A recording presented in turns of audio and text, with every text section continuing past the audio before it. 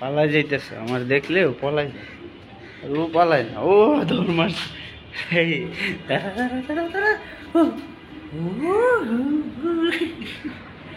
আয়ো বাবু বিউ।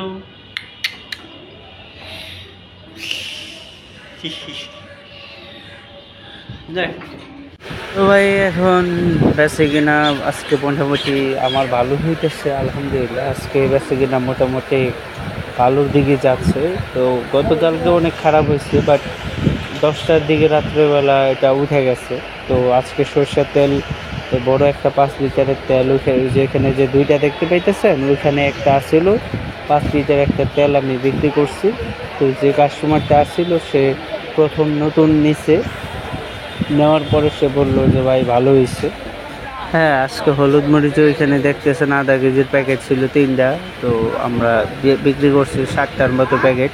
হলুদ মরিচ আজকে একটু ভালোই চললো সরষের তেলের তুলনায়। সরষের তেল 1 লিটার 2 লিটার 5 লিটার সবগুলো বিক্রি করছি। তো এখানে যতগুলো মাল আগে ছিল সব ভরা ভরা ছিল আমার কাছে, তখন ক্যামেরা আমি ভিডিও করে নেই যখন ভরা ছিল আর কি মাল সামানে। এখন তো মাল অনেক কমে গেছে। তো কালকে মাল ভরার পরেও আর কি মোটামুটি বেশ ভালো পরিমাণ মাল এসেছিল। যাই হোক, কিছু সব আল্লাহর রহমত আর আপনাদের দোয়া। আপনাদের ভিডিওগুলো দেখতেছেন যে সরষের তেল কীভাবে আমি বিক্রি করছি। তো এইভাবেই সরষের তেলের উপর আমার একটা বিশ্বাস আছে যে না, সামনের বছর আমরা ভালো করব। সামনের বছর এটার গ্রোথ হবে 25% এটার গ্রোথ হবে আশা করি।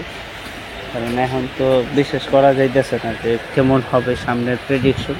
তারপরেও এখন এইটার অনেক চলতেছে, অনেক বেশি মানে কম্পিটিশন। এগুলো বিক্রি করতেছে বাজারে। আমার পাশে দোকান আছে, তারাও বিক্রি করে, আরও বাজারে আরও একটা দোকান হয়েছে, তো তারাও বিক্রি করতেছে। তো একটা বিশাল কম্পিটিশনের মধ্যে পড়ে গেছি। বাট দেখা যাক আল্লাহ তাআলা কী করে। এই ব্লগ ভিডিওর মাধ্যমে আর কি অ্যাকচুয়ালি আমার যে পরিস্থিতি সেটাই দেখার পরিস্থিতি করছি।